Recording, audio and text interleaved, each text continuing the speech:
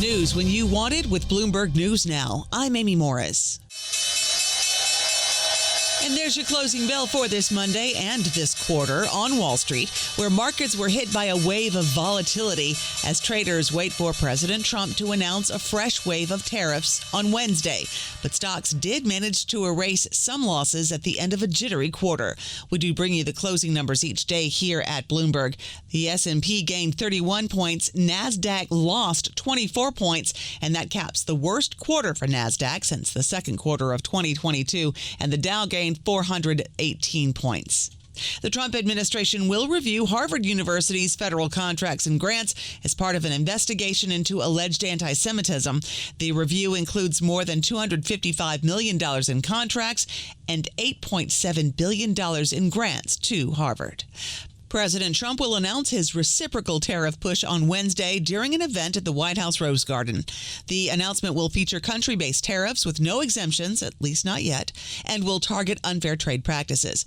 White House Press Secretary Caroline Leavitt. It's time for reciprocity, and it's time for a president to take historic change to do what's right for the American people, and that's going to take place on Wednesday. The White House says the cabinet will be in attendance. Leavitt added that the president is also committed to implementing sectoral duties, but that they were not the focus of Wednesday's event.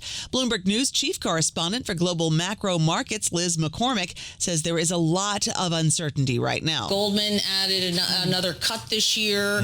There's others that have a lot of cuts. Some say no cuts this year. The market was pricing less than 2 cuts. Now we're at 3 cuts. So nobody knows. Bloomberg's Liz McCormick tells Bloomberg Intelligence traders are also positioning for a recession. Morgan Stanley chief U.S. equity strategist Mike Wilson tells Bloomberg Television this is likely a stepping stone for negotiations. This is what we kind of signed up for, right? I don't think what the president has done has really been surprising. All of the policy changes so far have been growth negative.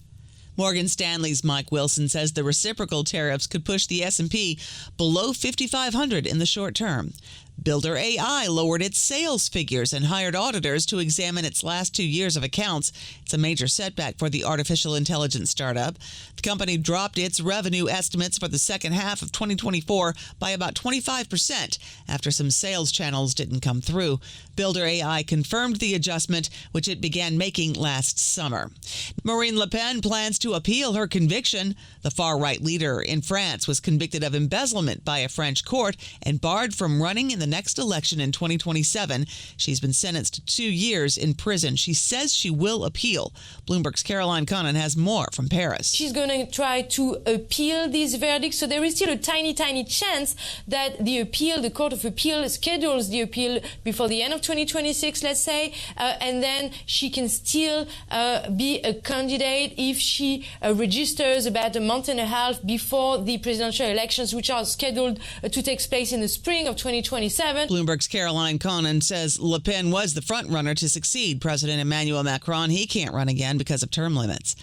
Online mortgage provider Rocket is acquiring Mr. Cooper Group in an all-stock deal valued at $9.4 billion. Bloomberg's Leanna Baker was asked if this deal would hit antitrust concerns. It's a good question, and it came up on the conference call, but as you know, Rocket doesn't compete with Mr. Cooper. This is entering sort of a new area for them, and if they do compete, it's in smaller pockets. The combined company will service a book of $2.1 trillion in loans and nearly 10 million clients. The 2 NASA astronauts who had to unexpectedly spend 9 months aboard the International Space Station say they're thankful to be home. NASA's Sonny Williams and Butch Wilmore had to stay on the ISS much longer than expected after their Boeing Starliner was deemed unsafe to bring them back to Earth.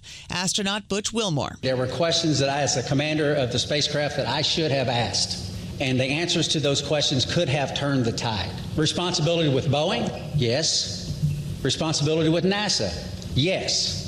All the way up and down the chain. We all are responsible. We all own this. Wilmore and Williams say they were not quite aware of all the attention they were getting on Earth while they were, quote, just doing their jobs.